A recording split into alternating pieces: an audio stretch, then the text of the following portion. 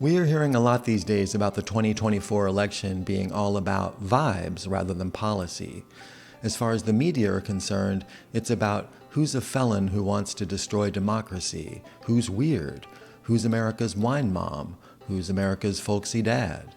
It's about whether candidates are fairly or unfairly attacking each other for faking their racial identities, faking being a hillbilly, faking military valor, or faking legal expenses to cover up hush money payments to porn stars. Which vibes you pick up on are largely dependent on where you get your news.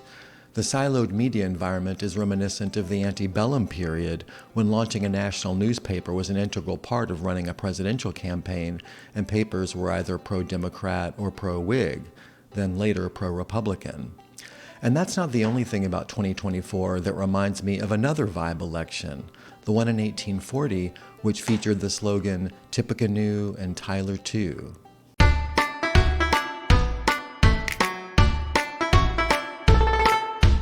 I don't mean that the candidates of 2024 map neatly onto those of 1840, which was a rematch between Democratic incumbent Martin Van Buren and William Henry Harrison, a military hero and the Whig nominee.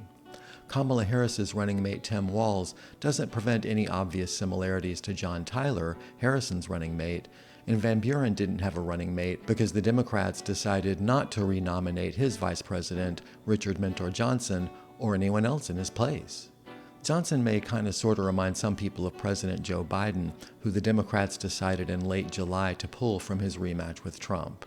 Both Biden and Johnson were seen as political liabilities, although in Johnson's case, that wasn't due to obvious cognitive decline. He continued running for re-election as an independent, locking up the weird vibe by lifting up his shirt during a speech to show off an old wound from the War of 1812. He ended up receiving 48 delegates, 12 fewer than Van Buren. As Harrison was in 1841 and Biden was in 2021, if Trump wins, he'll be the oldest president to take office. But Trump is much less like Harrison or Van Buren than he is like Andrew Jackson, America's first president to ride a populist wave to victory. And just as today's Democrats are defined mostly by their hostility to Trump, the Antebellum Whig Party had been formed as a coalition of anti-Jacksonians. Indeed, Tyler, a former Democrat, hadn't so much changed his policy views as declared himself a never-Jacksoner, as the Whigs would learn the hard way after Harrison became the first president to die in office, just a month into his term. Tyler would then be dubbed his accidency, and you could call Harris her accidency, with the twist that while Biden may be dead on his feet, he technically hasn't died in office or even resigned. She is most like Harrison in being viewed as cipher. No one was certain where he stood on the issues of the day, although de facto Whig Party leader Henry Clay hoped to influence him on issues like the National Bank, whose charter Jackson had refused to renew. Friend and foe alike saw what they wanted to see in him. Southern Democrats depicted him as an abolitionist, Southern Whigs as a staunch defender of slavery. Like Harris, Harrison didn't have to go through a primary process, although unlike Harris, he did face a competitive convention in which he defeated Clay. Tyler biographer Edward P. Crapall describes the vibes-based campaign that ensued. Roughly 80% of the eligible male electorate went to the polls, energized by massive parades, outdoor rallies, campaign songs, and a circus-like hoopla never before witnessed by the American public. Gimmickry and humbug became hallmarks of the campaign.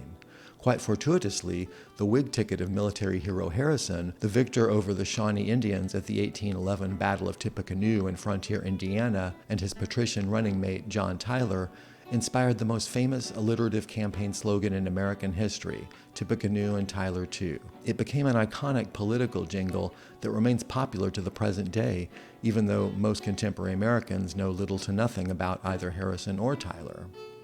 The Whigs capitalized as well on a Democratic journalist's disparaging characterization of their 67-year-old candidate as a decrepit former soldier eager for a pension so that he might spend his remaining days drinking hard cider in his log cabin. In a bit of flummery that became commonplace in 19th century political campaigns, the Whigs turned the jibe to their advantage by embarking on a log cabin and hard cider campaign. In this scenario, General Harrison was cast as a common man of humble origins who imbibed the preferred drink of farmers and working folk. Nothing could have been further from the truth. Harrison, like his running mate Tyler, had aristocratic Virginia roots, and the general's home on the banks of the Ohio River was a palatial estate, not a rough-hewn cottage. Unhindered by the truth, the Whigs used the log cabin motif whenever possible. Log cabins were featured on transparencies and banners, in parades, and at rallies, and sprang up in communities nationwide, where the impromptu structure served as local Whig election headquarters. Hard cider became the other prominent symbol of the campaign, and it flowed freely at all Whig political gatherings. For good measure, coonskin caps, which highlighted Harrison's supposed frontier origins, were worn by the party faithful and became prized souvenirs. One enterprising distiller introduced pocket whiskey bottles shaped like log cabins. As of this recording, Kamala Harris's campaign website has no policy positions, but plenty of vibe-oriented merch, including pride stickers, Madam President t-shirts, and a Harris Walls camo hat, which could be seen as a counterpart to the Whig coonskin caps. So far, no wine tumblers, but it's still early days.